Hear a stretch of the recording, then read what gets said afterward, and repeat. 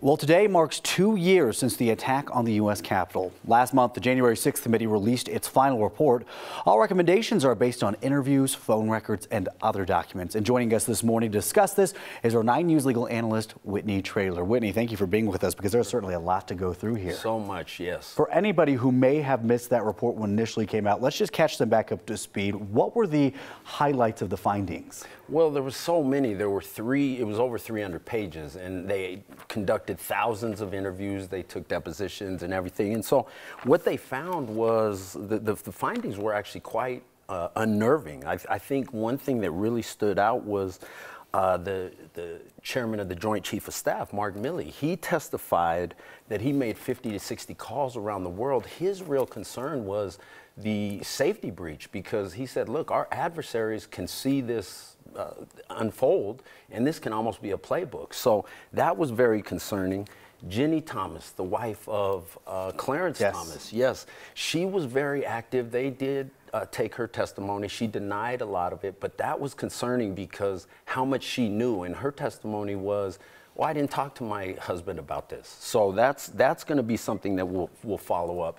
Jared Kushner, he didn't remember anything, and he said, I don't recall hundreds of times, notwithstanding the fact that he was very involved and very active on that actual day. And then finally, I think one thing was the report focused so much on President Trump. Right.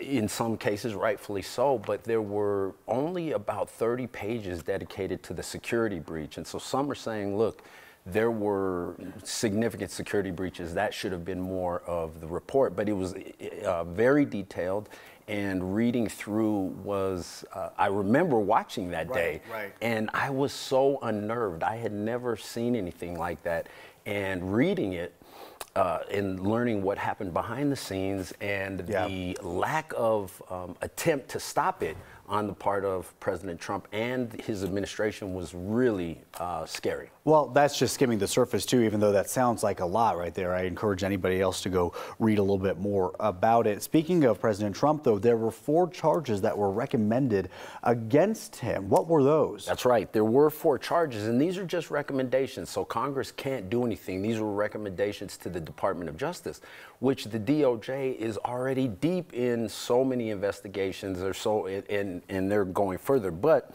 the 4 recommendations were inciting or assisting an insurrection, obstruction of an official proceeding of Congress, and then there were 2 conspiracy charges, conspiracy to defraud the U.S. and conspiracy to make a false statement. And those conspiracy claims are actually, those may be fairly strong because they involve other people, and they did get the testimony from some of those others. Well, I would love to talk a little bit more about this, but unfortunately we're running out of time. Whitney, thank you so much. Of course, there's so much more to this, and we do have a lot of this information posted on 9news.com. Whitney has helped us recap that in the past. More to come from this, and should that happen, yes, of course, have you back. Oh, I'm glad to be back. And the last thing I'll just say is that this was a really scary situation, but this also really tested the boundaries of our democracy. I mean, we're relatively a new government. I mean, it's a couple hundred years old. So we've not had these kind of these insurrections and these kind of challenges on the various branches. So in a way, this did help to shape and define us even more as we move forward as a fairly new country, if you will. Right, absolutely. We'll be ready should something happen again in the future, which fingers crossed it never does. Yes. All right, Whitney, thank you. Let's get a check of your forecast now with Ed. All right.